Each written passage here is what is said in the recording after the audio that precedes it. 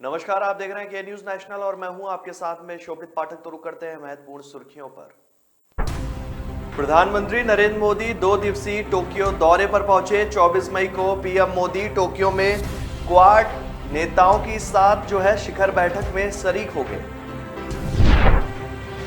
आशा कार्यकर्ताओं को मिला डब्ल्यूएचओ की ओर से global health leaders award. PM Modi ने दी बधाई।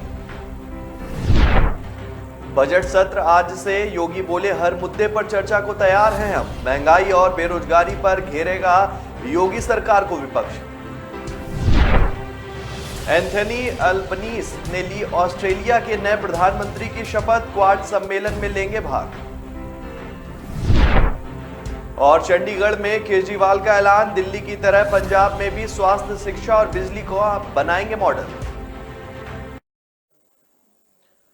प्रधानमंत्री नरेंद्र मोदी 2 दिवसीय टोक्यो दौरे पर हैं। 24 मई को पीएम मोदी टोक्यो में क्वाड नेताओं के साथ बैठक में भी शरीक होंगे। वहीं पीएम मोदी को लेकर टोक्यो के अखबार में लेख भी लिखा गया है, जो कई बातों का जिक्र करता है। लेख में लिखा गया है कि बोधि सेना से लेकर स्वामी विवेकानंद तक भारत जापान सांस्कृतिक संबंधों का परस्पर सम्मान और एक दूसरे से सीखने का एक लंबा और समृद्ध इतिहास रहा है। महात्मा गांधी की कीमती निजी संपत्तियों में मिजारू, किकाजारू और इवाजारू 3 बुद्धिमान बंदरों की छोटी मूर्तियां थी।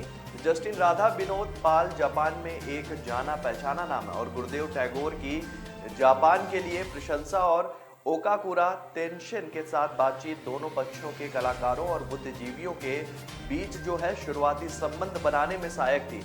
इन गहरे संबंधों ने एक आधुनिक भारत जापान साझेदारी के लिए एक मजबूत नींव रखी, जो औपचारिक राजनयिक संबंधों की स्थापना की 70वीं वर्षगांठ मनाने के बावजूद फल फूल रही है। इस साझेदारी के बारे में पीएम मोदी ने बताया कि मेरा खुद का विश्वास गुजरात के मुख्यमंत्री के रूप में मेरे शुरुआती दिनों में ही शुरू हो गया था। ये न केवल जापानी प्रौद्योगिकी और कौशल का परिष्कार था, बल्कि जापान के नेतृत्व और व्यवसायों की गंभीरता और दीर्घकालिक प्रतिबद्धता भी थी, जिसमें जापान को गुजरात का पसंदीदा उद्योग भागीदार भी बनाया गया और अपनी स्थापना के बाद से वाइब्रेंट गुजरात शिखर सम्मेलन में सबसे प्रमुख उपस्थिति दर्ज की गई। भारत की 10 लाख आशा स्वयंसेवियों को विश्व स्वास्थ्य संगठन की ओर से रविवार को सम्मानित किया गया।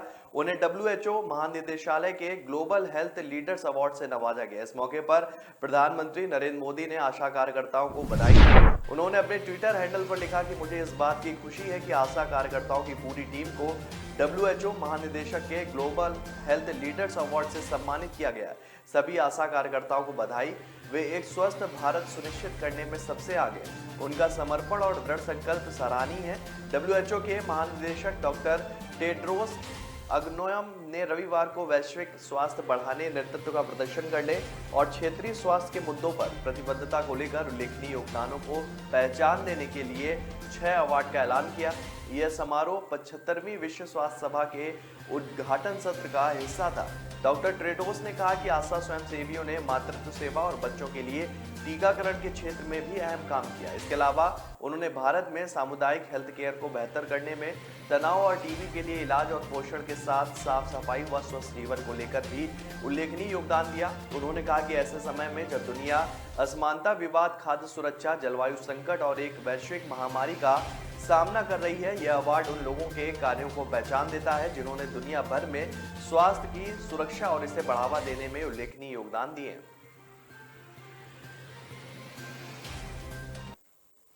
विधानमंडल का बजट सत्र सोमवार से शुरू होगा। सत्र में विपक्ष जहां सरकार को महंगाई, बेरोजगारी और कानून व्यवस्था के मुद्दे पर घेरेगा, वहीं मुख्यमंत्री योगी आदित्यनाथ ने कहा है कि सरकार हर विषय पर चर्चा के लिए तैयार है। जो भी प्रश्न व मुद्दे सही नियत के तहत विधानसभा से चुनाव को प्राप्त होंगे, सरकार हर एक का जवाब देने और उन पर चर्चा करने के लिए पक्षधर है। योगी सरकार चुनाव में मिली जीत के साथ केंद्र व प्रदेश सरकार की उपलब्धियों का बजट सत्र के दौरान सदन में रखकर अपनी आगामी योजना भी बताएगी। इसके साथ ही 26 मई को वर्तमान वित्तीय वर्ष का करीब 6 लाख करोड़ रुपए का बजट प्रस्तुत किया जाएगा। वहीं सोमवार को विधानमंडल के संयुक्त सत्र में राज्यपाल आनंदीबेन पटेल अभिभाषण प्रस्तुत करेंगी। राज्यपाल योगी सरकार 1.0 की उपलब्धियों के साथ प्रदेश में बड़े विकास, रोजगार, निवेश व कानून व्यवस्थाओं में हुए सुधार को प्रमुख रूप से सदन में रखेगी। 24-25 को राज्यपाल के अभिभाषण पर चर्चा भी की जाएगी। विधानसभा में रविवार को आयोजित सर्वदलीय बैठक में मुख्यमंत्री ने कहा कि सत्ता पक्ष व विपक्ष को मिलकर सदन को बेहतरीन चर्चा परिचर्चा का मंच बनाकर प्रदेश के विकास के लिए उदाहरण प्रस्तुत करना होगा। जनता ने जिसे अपेक्षा से सभी सदस्यों को सदन में भेजा, उस पर खरा उतरना प्रत्येक सदस्य का दायित्व है और इससे सदन व सदस्यों की गरिमा भी बढ़ेगी। सदन संचालन में सरकार पूरा सहयोग करेगी और जिस भी भविष्य को चर्चा के लिए विधानसभा अध्यक्ष और विधानसभा सचिवालय की ओर से स्वीकार किया जाएगा, उसका पूरा जवाब देने और पूरी जिम्मेदारी के साथ सरकार उसे आगे बढ़ाने का कार्य भी करेगी। ऑस्ट्रेलिया की लेबर पार्टी के नेता एंथनी अल्बनीज ने टोक्यो में होने जा रहे क्वाड सम्मेलन से पहले ऑस्ट्रेलिया के नए प्रधानमंत्री के रूप में शपथ ली है। एंटोनियो अल्बनीज ऑस्ट्रेलिया के 31वें प्रधानमंत्री बने हैं। साथ ही पीएम मोदी भी क्वाड सम्मेलन में भाग लेने के लिए टोक्यो पहुंच चुके हैं। एंथनी अल्बनीज ने ट्विटर पर लिखा कि मैं ऑस्ट्रेलिया के प्रधानमंत्री के रूप में सेवा करने के लिए बहुत सम्मानित महसूस कर रहा हूं। प्रधानमंत्री के रूप में मैं लोगों को एक साथ लाना चाहता हूं और ऐसी सरकार का नेतृत्व करना चाहता हूं जो ऑस्ट्रेलिया लोगों की तरह साहसी, मेहनती और देखभाल करने वाली हो। मैं ये काम आज से ही शुरू कर रहा हूँ। चुनाव जीतने के बाद एंथनी अल्बनीज ने लोगों को वोट देने के लिए धन्यवाद भी दिया। यदि अल्बनीज आगामी क्वाड नेताओं की बैठक में भाग लेने के लिए टोक्यो जाते हैं तो वह प्रधानमंत्री नरेंद्र मोदी के साथ द्विपक्षीय बैठक भी करेंगे। क्वाड समिट 24 मई को है। वहीं पिछले कुछ वर्षों में भारत और ऑस्ट्रेलिया के बीच संबंध और भी मजबूत हुए हैं। 2 दिन पहले ही एक इंटरव्यू में अल्बनीज ने दावा किया है वह चुनाव जीत जाएंगे। अल्बनीज ने कहा था कि चुनाव जीतने के बाद रविवार सोमवार को वह शपथ ग्रहण करेंगे और फिर क्वाड शिखर सम्मेलन में हिस्सा लेने के लिए जापान के टोक्यो के लिए रवाना हो जाएंगे। गलवान घाटी में शहीदों और किसान आंदोलन में शहादत देने वाले परिवारों की आम आदमी पार्टी ने सुध ली है।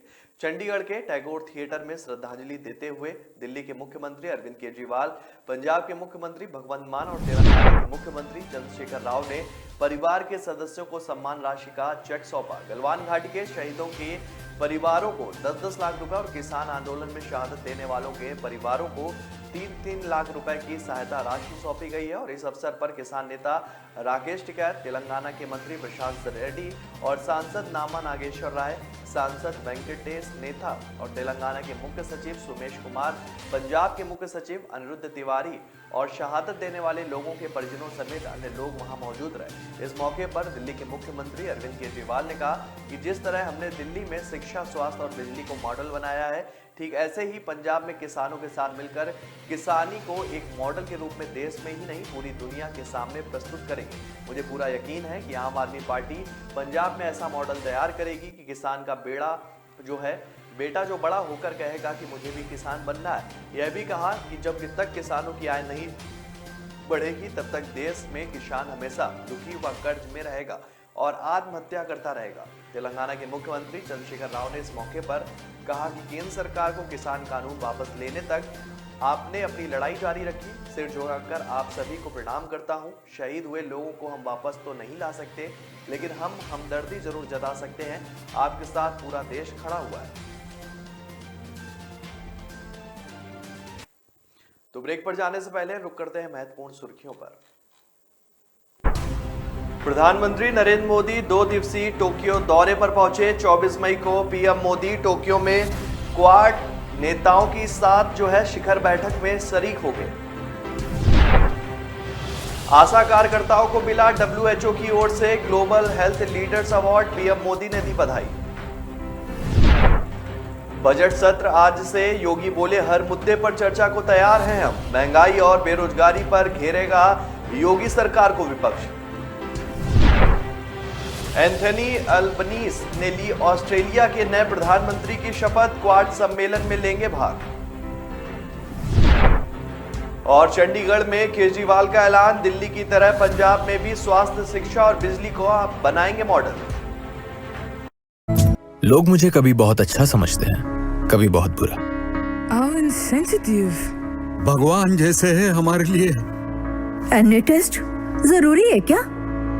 जान बचाई है मेरे बेटे की। ठीक से देखा ही नहीं, सिर्फ 2 मिनट। लोगों की बातों का असर मैं अपने काम पे नहीं पड़ने देता। मैं जो करता हूं वो अपने पेशेंस के लिए करता हूं। अगर मेरे पास सिर्फ 2 मिनट है तो शायद इसलिए क्योंकि कोई और क्रिटिकल है। अगर मैं 1 से ज्यादा टेस्ट करवा रहा हूं वो इसलिए क्योंकि मेरे ट्रीटमेंट में डाउट की जगह नहीं। अगर मैं स्ट्रिक्ट या इनसेंसिटिव हूं, वो इसलिए क्योंकि आपकी हेल्थ सबसे इंपॉर्टेंट है। तो लोग मुझे चाहे अच्छा समझे या बुरा, मैं उनसे कहता हूं थैंक यू, क्योंकि वो मुझे रोकते नहीं बल्कि याद दिलाते हैं कि मुझे मेरे पेशेंट्स के लिए क्या करना है।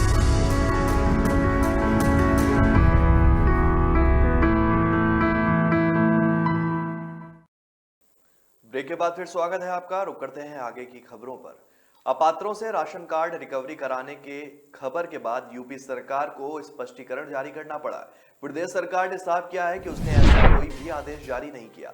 खाद्य एवं रसद आयुक्त सौरभ बाबू ने कहा कि उनकी तरफ से अपात्रों से राशन कार्ड सरेंडर कराने या उससे रिकवरी कराने के संबंध में कोई भी आदेश जारी नहीं किया गया। राशन कार्ड का सत्यापन एक नियमित प्रक्रिया है। गृहस्थी राशन कार्डों की पात्रता अपात्रता के संबंध में 7 अक्टूबर 2014 को शासनादेश जारी कर मानक निर्धारित किए गए थे, जिसमें अभी तक कोई भी परिवर्तन नहीं किया गया। उन्होंने स्पष्ट कहा कि सरकारी योजनागत आवंटित पक्का मकान, विद्युत कनेक्शन, एकमात्र शर्त जो है लाइसेंस धारक, मोटरसाइकिल स्वामी, मुर्गी पालन, गौपालन होने के आधार पर किसी भी कार्ड धारक को अपात्र घोषित नहीं किया जा सकता। नियम के अनुसार जिस व्यक्ति के नाम पर कम से कम 100 वर्ग मीटर से अधिक का प्लाट, मकान या फ्लैट है तो वह भी राशन कार्ड रखने के योग्य नहीं है। एक नियम यह भी है कि जिस व्यक्ति के पास 4 व्हीलर है, ट्रैक्टर है, हार्वेस्टर है तो ऐसा व्यक्ति भी राशन कार्ड रखने का पात्र नहीं है। इसके अलावा जिस व्यक्ति के घर में एयर कंडीशनर है और वह व्यक्ति राशन कार्ड रखने का पात्र नहीं है। नियम के अनुसार परिवार की आय भी राशन कार्ड रखने को लेकर पात्रता तय करती है। ग्रामीण क्षेत्र में जिस व्यक्ति के परिवार की आय 2 लाख रुपए वार्षिक और शहरों में 3 लाख रुपए वार्षिक है तो वह व्यक्ति भी राशन कार्ड रखने का पात्र नहीं है।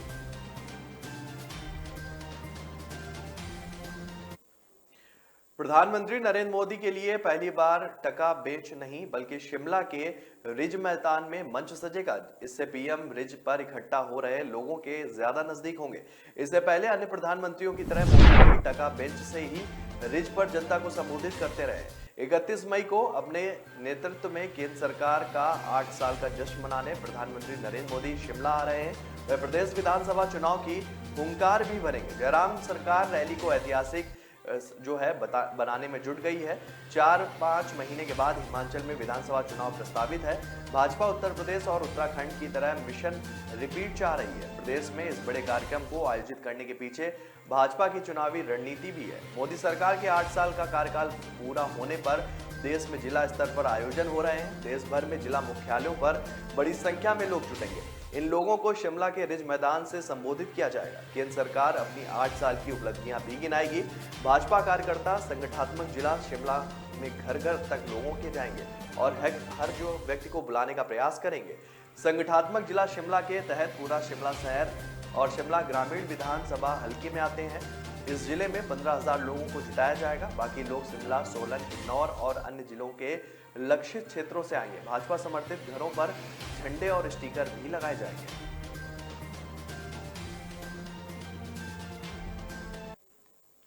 रोड रेज मामले में पटियाला जेल में बंद पंजाब कांग्रेस के पूर्व प्रधान नवजोत सिंह सिद्धू की मेडिकल रिपोर्ट आज पटियाला में chief jurisdictional magistrate Amit Malhan की अदालत में पेश की जाएगी। सुबह सिद्धू की मेडिकल के लिए राजेंद्र अस्पताल लाया गया है और इसके बाद अस्पताल कोर्ट में अपनी रिपोर्ट देगा। दरअसल सिद्धू को जो है एम्बोलिज्म नाम की बीमारी है। इसमें खून के थक्के जमने लगते हैं। वहीं उनका लीवर ग्रेड 3 कैटेगरी में आता है और इसके अलावा उन्हें गेहूं से भी एलर्जी है। इसके चलते वे स्पेशल डाइट ही लेते हैं। जेल में वो दाल रोटी नहीं खा पा रहे हैं। शुक्रवार को जेल गए सिद्धू ने घर से लाई ड्राई ब्लूबेरीज खाई। सिद्धू के वकील HPS वर्मा ने बताया कि पटियाला में chief jurisdictional magistrate Amit Malhan की अदालत में याचिका दायर करके जेल में सिद्धू को उनकी खराब सेहत के हिसाब से स्पेशल डाइट देने की अपील की गई। इसके अलावा जो है कोर्ट ने जेल में सुपरिटेंडेंट को सरकारी राजेंद्र अस्पताल के मेडिकल सुपरिटेंडेंट डॉक्टर HS रेखी की देखरेख में डॉक्टरों का बोर्ड बनाकर सिद्धू की मेडिकल जांच करने के आदेश दिए।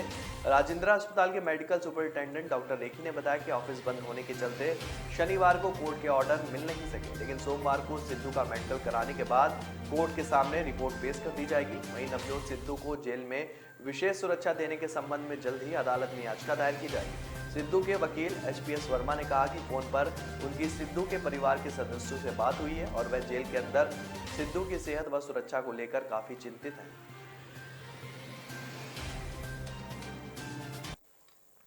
महाराष्ट्र के अमरावती से निर्दलीय सांसद नवनीत राणा सोमवार को लोकसभा की संसदीय विशेषाधिकार समिति के समक्ष खार पुलिस स्टेशन मुंबई में उनके साथ हुई अवैध गिरफ्तारी और परिणामी अमानवीय व्यवहारों के आरोपों के संबंध में पेश होंगी। बता दें कि राणा दंपति को मातोश्री के बाहर हनुमान चालीसा पढ़ने का ऐलान करने के बाद गिरफ्तार किया गया था। निर्दलीय सांसद राणा ने पहले ही कहा था कि वह इस घटना के बारे में जानकारी देने के लिए संसद की विशेषाधिकार समिति के सामने पेश होंगे और यहां तक कि प्रधानमंत्री नरेंद्र मोदी और केंद्रीय गृह मंत्री अमित शाह से भी मुलाकात करेंगे। नवनीत राणा ने कहा कि लोकसभा अध्यक्ष सांसदों का संरक्षक होते हैं। मैंने उनसे अपील की है कि हमारे मामले में न्याय सुनिश्चित किया जाए और आरोपियों के खिलाफ कार्रवाई की जाए। मैंने उन्हें अपनी गिरफ्तारी की पूरी घटना के बारे में भी बताया है। लोकसभा की विशेषाधिकार समिति ने 23 मई को मेरी शिकायतों पर विचार करेगी और मैं समिति को एक लिखित बयान भी दूंगी। राणा दंपति को 23 अप्रैल को मुंबई पुलिस ने उद्धव ठाकरे के आवास मातोश्री के सामने हनुमान चालीसा का जाप करने की धमकी देने के बाद गिरफ्तार किया था, जिसके बाद पुलिस द्वारा इन दोनों के ऊपर राजद्रोह समेत कई धाराएं लगाई गई थी। इसके बाद राणा दंपति को 5 मई को विशेष न्यायाधीश RN रोकाटे ने कुछ शर्तों के साथ जमानत दी थी, जिसमें सार्वजनिक और प्रेस में मामले के बारे में बोलने से परहेज करना भी शामिल था। इससे पहले लोकसभा सचिवालय ने गृह मंत्रालय के जरिए नवनीत राणा की गिरफ्तारी को लेकर महाराष्ट्र सरकार से रिपोर्ट भी मांगी थी।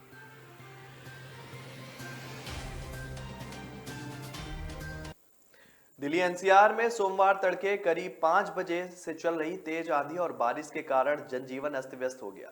दिल्ली, नोएडा, फरीदाबाद, गुरुग्राम और गाजियाबाद समेत कई इलाकों में सैकड़ों पेड़ों के गिरने की घटना सामने आई। सप्ताह के पहले दिन की सुबह ही इस तरह की आंधी और बारिश से लोगों को काफी परेशानी झेलनी पड़ी। कई इलाकों में भारी जाम लग गया। तेज हवाओं के साथ बरसात का सिलसिला भी चलता रहा। इस वजह से एनसीआर के कुछ हिस्सों में बत्ती तक गुल हो गई। मौसम बदले मिजाज और आंधी बारिश के कारण दिल्ली हवाई अड्डे पर उड़ानों का परिचालन भी प्रभावित हुआ है। एयरपोर्ट ने यात्रियों से अनुरोध किया है कि उड़ान की ताजा जानकारी के लिए संबंधित एयरलाइन से संपर्क किया जाए। दूसरी ओर आंधी बारिश और बिजली के कारण दिल्ली एनसीआर में कई पेड़ गिरे और हवा की रफ्तार जो है आवागमन में बाधा डाली। सैकड़ों जगहों पर पेड़ गिरने के बाद फरीदाबाद व नोएडा के कई जगह सोमवार सुबह ओले भी पड़ने की घटना सामने आई। जो है मौसम विभाग ने अगले 24 घंटे के लिए ऑरेंज अलर्ट जारी कर दिया है। तेज हवा चलने के साथ बारिश की संभावना जताई गई है। अगले 2 दिनों तक गर्मी से राहत जारी रहेगी।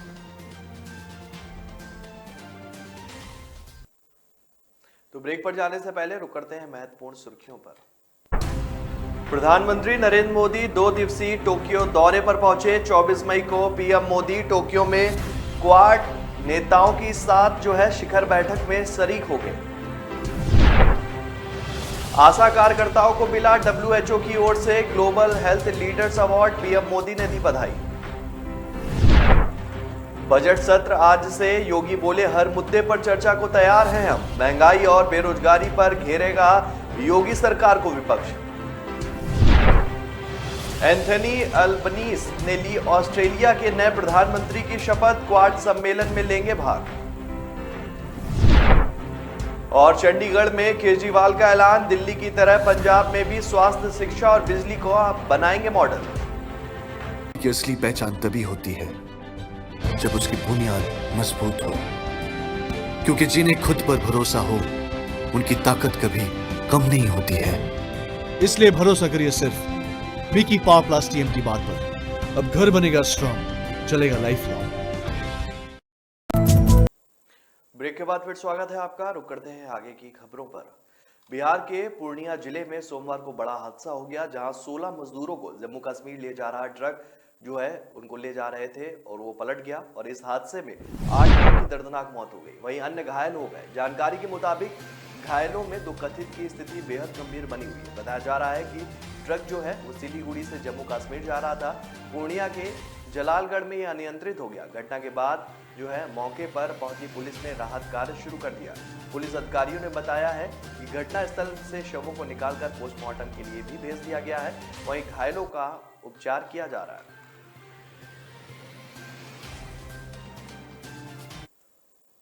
देश में मानसून के पहले मौसम का मिजाज बदल गया है। राष्ट्रीय राजधानी दिल्ली में तेज आंधी और बारिश ने भारी नुकसान पहुंचाया और इस खतरनाक आंधी के चलते दिल्ली एनसीआर में कई जगह पेड़ उखड़कर गिर गए तो हवा की रफ्तार ने आवागमन में बाधा डाल दी। जो है बारिश के बीच दिल्ली एयरपोर्ट पर कई उड़ानें भी प्रभावित हुई। मौसम विभाग ने अगले 24 घंटे के लिए ऑरेंज अलर्ट जारी किया है। आपको बता दें कि दिल्ली एनसीआर में आज सुबह हवा की रफ्तार 60 से 90 किलोमीटर प्रति घंटा थी। लोनी देहात, हिंडन स्टेशन और बहादुरगढ़, गाजियाबाद, इंदिरापुरम, छपरौला, नोएडा, दादरी, ग्रेटर नोएडा, गुरुग्राम, फरीदाबाद जैसे अन्य जो जगह थी वहां पर भी तेज बारिश ने कहर ढाया। इससे अमूमन जो लोगों की झोपड़ियां उड़ गईं। दिल्ली एनसीआर में यातायात बाधित होने की भी आशंका जताई गई है। कई प्रमुख सड़कें जो हैं पहले से ही जलमग्न हो चुकी हैं। अधिकारियों ने ट्वीट किया है कि कम व्यस्तता के साथ यातायात बाधित होने की पूरी संभावना है।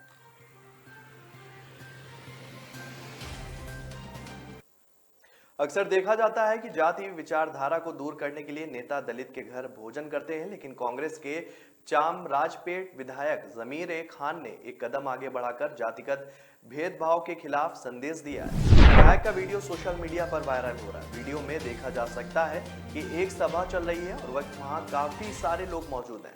इस दौरान विधायक जमीर खान दलित समुदाय के स्वामी नारायण को जो है खाना खिलाते हुए दिखते हैं। वह उनको अपना झूठा खाना खिलाते हैं और इसके बाद स्वामी नारायण अपने मुंह से खाना निकालते हैं और विधायक जमीर खान के मुंह में खाना डाल देते हैं। इस दौरान जो है लोग खूब जोर जोर से ताली बजाने लगते हैं। विधायक भी काफी उत्साहित होकर मेज को पीटते हैं। वहीं सोशल मीडिया पर इस वीडियो के आने के बाद कुछ लोग इसका मजाक भी बना रहे हैं तो कुछ लोग भाईचारे के लिए विधायक की तारीफ भी कर रहे हैं। एक यूजर ने लिखा है कि बहुत खूब विधायक जी, ये मेरा इंडिया है।